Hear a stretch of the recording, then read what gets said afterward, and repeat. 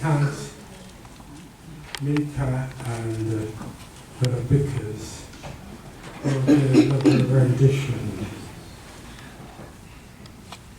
Our scripture reading is taken from Isaiah 53. Isaiah 53. I will be reading from the easy-to-read version. Isaiah 53. I will be reading from the easy-to-read version. It's a passage of scripture that we know quite well. In the King James Version, it starts off with who have believed our report. In the easy-to-read version, it starts, who really believed what we heard? Who saw in it the Lord's great power? He was always close to the Lord. He grew up like a young plant, like a root growing in dry ground. There was nothing special or impressive about the way he looked. Nothing we could see that would cause us to like him. People made fun of him. He and even his friends left him. He was a man who suffered a lot of pain and sickness.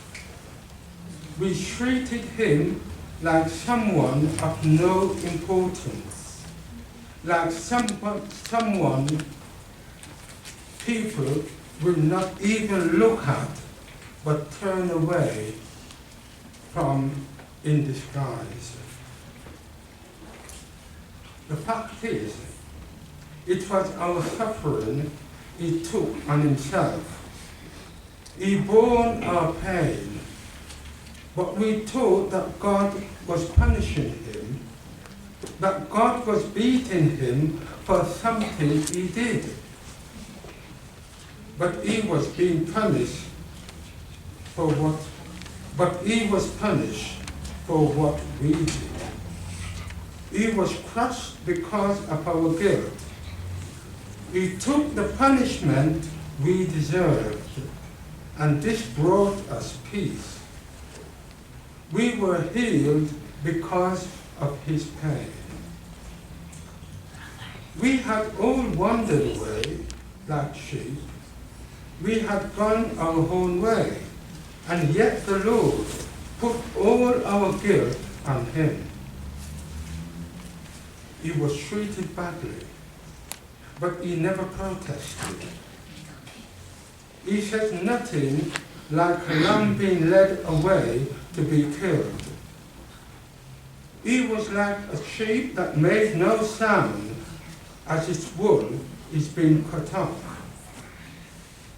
He never opened his mouth to defend himself. That was the easy-to-read version.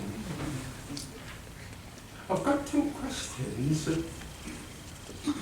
I'd like to ask. First of all, to the children and young people. It's one that you'll be able to answer quite easily. How many of you have had detention at school because of those in your class who have misbehaved? Not because you have misbehaved, but because others in your class have misbehaved. So you all suffer the consequences of staying in for detention. Has that ever happened to you? I've seen hands at the back. How about at the front? I can see fingers pointing. Right, so it's something you can identify with. Now, for both young people, children, and adults, did you ever got beaten when you were younger, that activities, right? Have you ever got beaten or been told off for something that you did not do? Yes. Right. Right. You can, yeah. Or you took the blame for something that your younger brother or sister did because you did not want them to get in trouble. No. Is there something that you can identify? You taking the blame, you getting beaten for something that you did not do. I can identify with that as well. I think most of us here, if not all of us, as adults, can identify with it. You know something? That's exactly what Jesus did. He took the beating, he took the detention, he took the blame for what you and I have done. It was not because Jesus have sinned why he died on the cross. It was because of your sin and my sin. The scripture tells us that all of us have gone astray. All of us have wandered away. All of us have decided this what is best for me. And because of that, we did not give any consideration. The same way with in the classroom, when some of the children decided to misbehave, they did not care about the consequences for the rest of the children in their group or in their class. So we can identify with what Jesus has done. I'd like you to imagine for a moment that you can see Jesus being whipped, you can see him being laughed at, you can see him, being ridiculed. You can see him taking the punishment that you know that you deserve for yourself. But instead, he took it, and as the scripture tells us, he did not open his mouth, he did not defend himself, he did not say, look here, it was not me. I did not do that. Instead, the scripture tells us that he kept his mouth shut. I wonder how many of us, at that level of pain, at that level of ridicule, that level of punishment, would actually keep quiet. Jesus did. Jesus did just that. So I want us to really think about it. Because we should not be taking it lightly. It's not something that we do once a quarter. We eat the bread and we drink the wine and we think, oh yeah, this is it. No. Somebody paid that penalty. As you've seen in your Sabbath school lesson, as you went through it this week, as we examined, we realized that back before Christ came, if you and I sinned, we would have had to get an animal. We would have had to kill that animal. We would have had to confess our sins to that over the head of that animal. And the animal would have been killed on our behalf.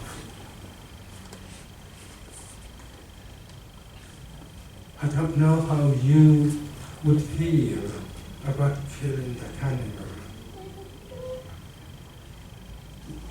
I'm wondering, would you enjoy doing it? Would it be something that you've become so accustomed to that it could have been something part of your life, and at the end of the day you begin to start to enjoy doing it?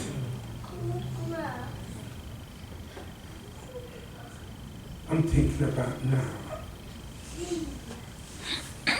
Do we enjoy sinning as it becomes a part of our life, where we feel this is good?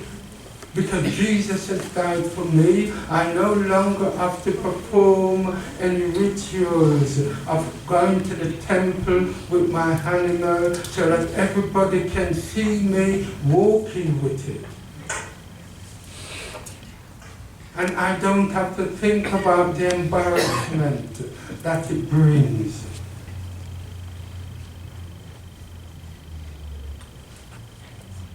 Christ has done the hard bit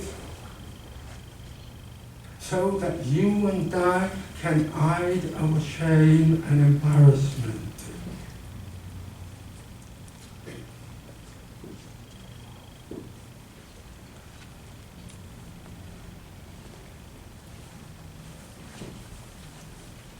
When I look at Isaiah 53,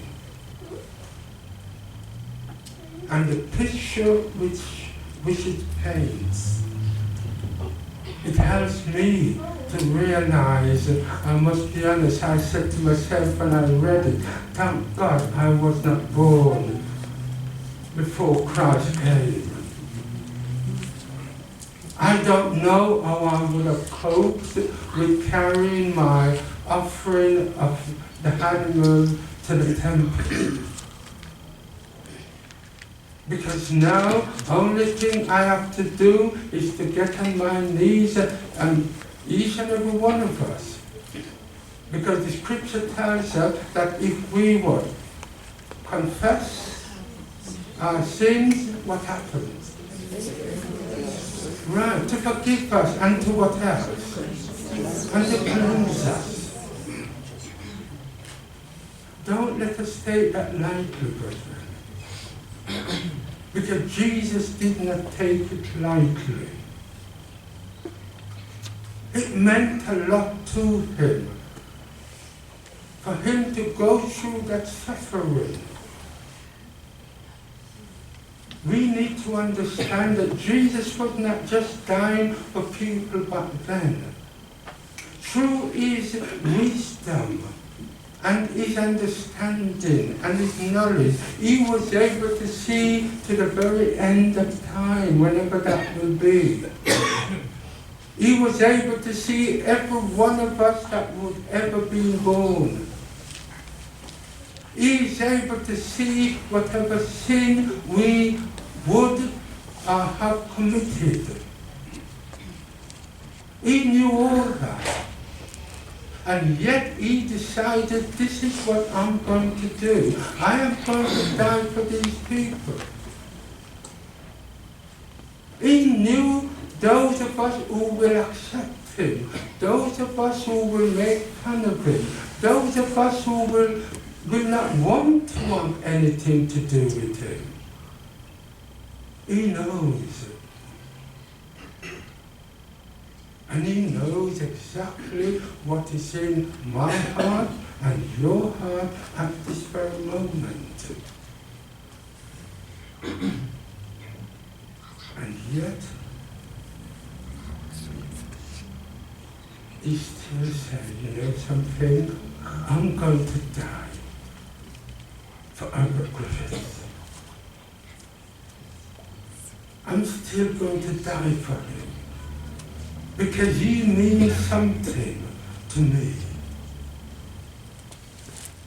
The same way he did, each and every one of us here means something to him. And therefore, we're told that he was treated badly, but he never protested. He said nothing like a lamb being led astray to be killed. He was like a tree that makes no sound as his wool is being cut off. Why? Because he had you and me in his mind. He knew how important it was. The scripture tells us regarding the communion, that as often as you and I can take it, we should remember what Jesus has done for us.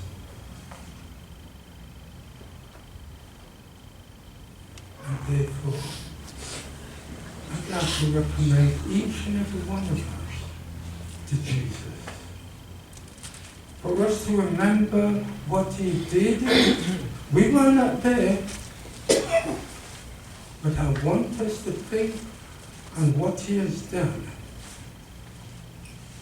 and how his death on the cross upheld us to be where we are today. I pray that as we do that, it will help us to draw closer to him, towards each other, and that we will have a determination within our own mind